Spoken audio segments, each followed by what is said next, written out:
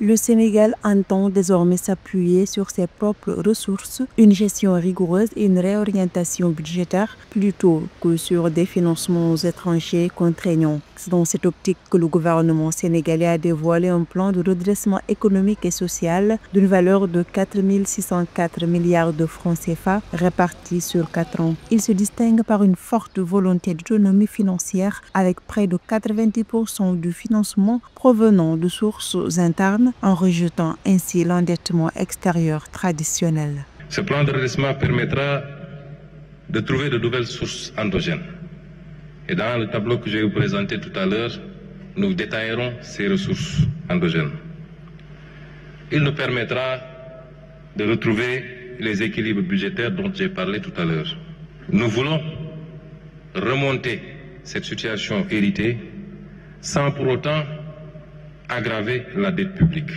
Ce plan novateur repose sur 4 piliers principaux: 2111 milliards de francs CFA provenant des recettes nationales, 1091 milliards de francs CFA issus de recyclage d'actifs de l'État sans privatisation, 50 milliards d'économies sur les dépenses administratives et 1352 milliards générés par des mécanismes endogènes innovants.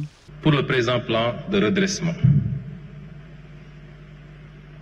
90% des ressources sont attendues de la mobilisation de ressources endogènes sans endettement.